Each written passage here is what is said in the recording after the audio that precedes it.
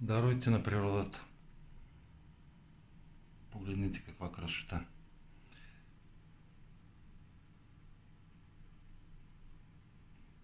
Днес, докато си общувах с природата, т.е. направих своята разходка, когато имам достатъчно време и не съм нарушил ничия чужда собственост.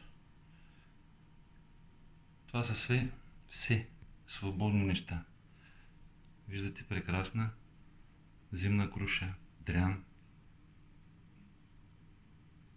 бадеми, орехи, ябълка, грозде, дива круша. Любимата ми. Все неща, които аз много харесвам и няма нужда да ходя да се редя на опашка в плод и зеленчука, за да си купувам скъпи банани. Това, разхождайки се, мога свободно да си го събера.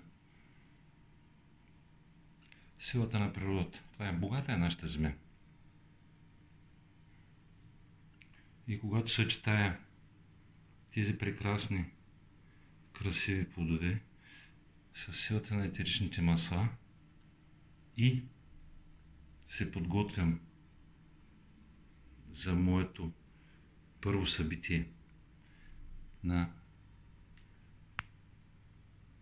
Open People, другото богатство, общуването с хората.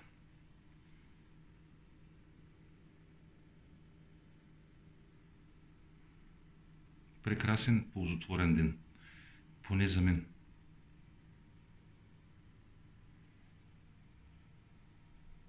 Развълнува съм.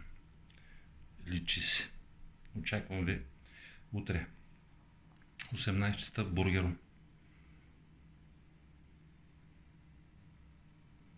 Да се видим, да си пообщуваме, да обменим опит и мисли.